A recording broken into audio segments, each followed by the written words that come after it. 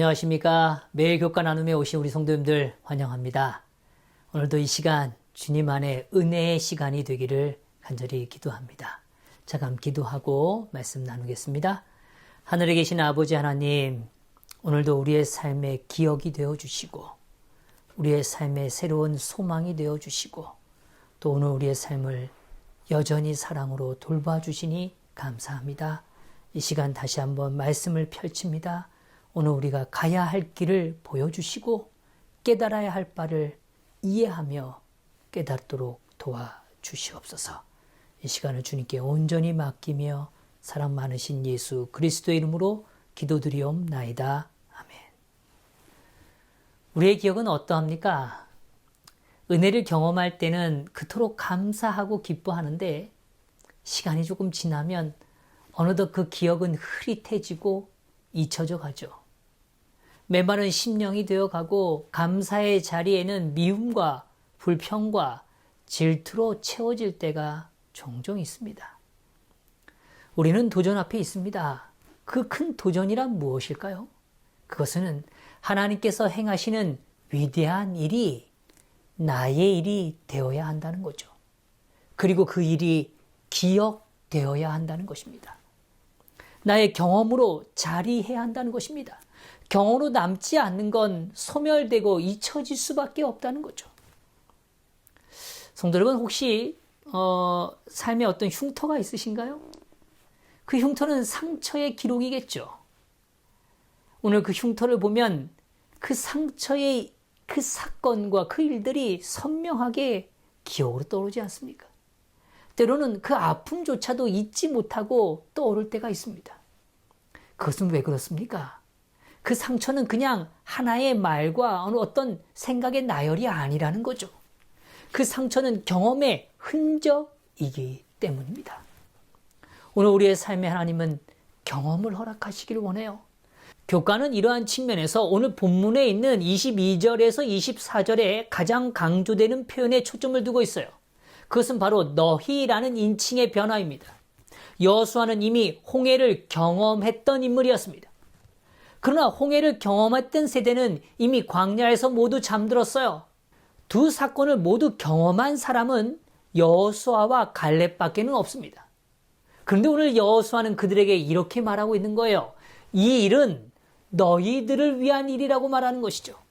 오늘 여호수아는 강조해요. 이 사건은 너희를 위한, 너희가 경험한 일이라고 이야기하는 겁니다. 나의 세대에 펼쳐졌던 하나님의 역사를 오늘 여호수아는 돌아봅니다. 그리고 그 역사와 같이 그렇게 하나님이 우리에게 펼치셨던 그 동행하셨던 일과 같이 너희들에게도 이 일들을 허락하신다라고 이야기하고 계시는 겁니다. 우리는 기억을 잊어버리는 그 망각을 오늘 부인할 수는 없습니다. 우리의 기억이 여전히 한계가 있으니까요. 역시 역으로 망각이 존재하지 않는다면 우리는 이 죄된 세상에서 더 없는 고통 속에 살아갈 겁니다. 그래서 망각은 필요한 과정일지도 몰라요. 이 죄악 세상에서는요. 그러나 우리는 놓치지 말아야 할 기억의 재확인의 과정이 필요하다는 겁니다. 영적 의미에서 망각은 가장 뼈아픈 일이 될 수 있다는 겁니다. 사사기 3장 7절에 이렇게 표현해요. 이스라엘 자손이 여호와의 목전에 악을 행하여 자기들의 하나님 여호와를 잊어버리고 바알들과 아세라들을 섬긴지라. 여호와를 잊어버렸을 때 일어난 일이 무엇인지 분명하게 담겨 있죠. 그들은 우상을 숭배하는 삶이 된 겁니다. 오늘 우리가 이 땅을 살아가는 동안 이 하루도 하나님을 잊어버릴 때 우리는 세상의 것들에 우리의 마음이 빼앗길 수밖에 없어요. 거기에 우리의 시선이 머물 수밖에 없고 거기에 우리의 희망을 걸게 되고 거기에 우리의 마음이 사로잡힐 수밖에 없다는 겁니다. 오늘 우리가 어디서 왔고 누구이고 우리가 무엇을 위해 살아가는지를 잃어버리게 된다는 것입니다. 우리는 지속적으로 이 질문과 이 의식 앞에 서 있어야 한다는 것입니다. 우리는 이러한 의미에서 어떻게 영적 기억들을 새롭게 함으로 우리가 잊지 않고 살아갈 수 있을까에 대하여 생각해 보게 되는 것이죠. 여기 이렇게 표현해요. 성경을 연구할 때 마음에 언제나 간직하고 있어야 할 하나의 크고 중심되는 진리가 있다. 그것은 그리스도와 그의 십자가에 못 박히신 것이다. 다른 모든 진리들은 이 주제에 대한 그것의 관계에 상응하는 감화와 능력이 주어진다. 십자가의 빛 가운데 서라야 비로소 우리는 하나님의 율법의 고귀한 특성을 깨닫게 된다. 죄로 인해서 마비된 영혼에게는 우리 구원의 주께서 십자가 위에서 행하시는 일을 통하여서만 생명이 주어질 수 있다. 그리스도의 사랑은 인간을 주님의 사업과 희생으로 말미암아 주님과 결합시킬 수 있다. 우리가 모든 진리들 가운데 잊지 말아야 되는 진리, 그리고 여전히 초점을 두고 바라봐야 되는 진리가 있다는 거예요. 그것은 그리스도라고 이야기합니다. 특별히 구원의 주께서 십자가에서 행하신 일을 통해서만이 우리는 생명이 우리의 삶에 주어지게 된다는 겁니다. 우리가 지속적으로 바라봐야 할 곳은 어디라고요? 예, 십자가라는 겁니다. 그래서 십자가는 우리의 구원의 상징이 되는 거예요. 그것이 기념비가 되는 겁니다. 그곳으로 계속 우리의 시선을 옮겨야만 된다는 것이죠. 여기 또한 이렇게 표현합니다. 거룩한 사랑에 계시는 그들이 세상의 빛을 비치는 것을 게을리하고 있었다고 하는 의식을 각성시키고 선교 정신을 불붙게 한다. 이 진리는 마음을 개발하고 영혼을 정결하게 한다. 그것은 불신을 제거하고 믿음의 활력을 준다. 사랑의 계시만이 오늘 우리에게 다시 한번 믿음의 활력을 주게 된다는 것입니다. 오늘 우리에게 주어진 계시는 그저 이 자리에 있게 하지 않고 우리의 삶을 앞으로 나아가게 한다는 것입니다. 우리를 새로운 길로 인도해 주고 계신다는 것이죠. 그런 의미에서 고린도전서에서는 이 사실을 아주 명확하게 표현해 주고 있습니다. 축사하시고 떼어 이르시되 이것은 너희를 위하는 내 몸이니 이것을 행하여 나를 기념하라 하시고, 식후에 또한 그와 같이 잔을 가지시고 이르시되 이 잔은 내 피로 세운 새 언약이니 이것을 행하여 마실 때마다 나를 기념하라 하셨으니. 성도 여러분, 성만찬 예식 교회에서 하고 계시지 않습니까? 오늘 그 예식을 할 때마다 오늘 주님은 말씀하세요. 기념하라 라고 이야기합니다. 이것을 마실 때마다 기념하라고 이야기해요. 그래서 기억을 반복하는 일은 매우 중요합니다. 그분의 몸을 취하는 행위를 강조하는 거죠. 예수님의 고난과 찢기심으로 인하여 그분의 희생을 통하여 우리의 죄를 온전히 담당하시는 그리스도를 대면하는 것입니다. 거기서 끝나는 게 아닙니다. 오늘 보혈은 단순히 우리의 죄의 대가를 지불하는 걸로 끝나는 게 아니라 여기 앞서 언급한 것처럼 우리에게 믿음을 더하시는 거예요. 생명력을 확장시키는 것입니다. 그래서 오늘 믿음의 기억들을 더 넓혀가도록 인도하시는 거죠. 새 언약의 기초였습니다. 피의 잔이 그 기초였다는 거죠. 오늘 하나님은 언약을 주셨어요. 그 언약을 이루어 가신다는 것입니다. 우리의 삶에 그 언약이 성취되어 갈 때마다 우리는 세상의 빛을 비추는 일을 감당하게 되는 것입니다. 성도 여러분, 다시요. 두 가지가 오늘 우리의 삶에 꼭 일어나야 된다고 이야기해요. 이미 과거에 행하신 일들을 살피는 것입니다. 하나님께서 오늘 우리의 삶에 어떻게 역사하셨는지를 보는 거예요. 그리고 계시의 빛 가운데 오늘 우리 자신을 두는 것입니다. 왜요? 그것을 통하여 우리는 새로운 믿음과 활력을 얻고 우리의 사명을 다시금 확인하게 되기 때문인 것입니다. 재림교회는 1888년 미니아폴리스 대총회를 통하여 귀한 변화와 새로운 도전을 갖는 귀한 시간을 누렸습니다. 그들은 오직 구원은 믿음의 관점에서 이해되어지고 하나님과의 인격적 관계의 회복이 필요하다는 그 빛을 그 총회를 통하여 얻게 된 것이죠. 그러나 사실 그 총회는 우리가 생각하는 것처럼 그렇게 영적이고 아름다운 모습으로 시작되고 완성되어진 건 아니었습니다. 그 당시에 젊은 지도자였고 젊은 또 하나님을 추정하는 종이었던 이지 와그너와 A.T. 존스라는 두 분의 삶을 통하여 하나님은 믿음으로 말미암은 의, 다시 말하면 그리스도를 높이는 일을 시작하셨습니다.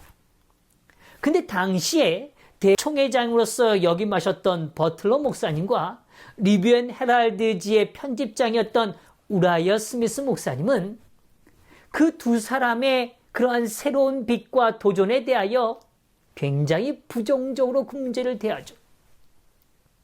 사실 오늘 그들은 하나님의 율법이 너무너무 중요하다는 걸 깨달았고, 기존에 있었던 그래도 연만했던 이 두 명의 목사님은 자신이 간직했던 이 기별에 대하여 더 완고한 입장을 취하게 됩니다.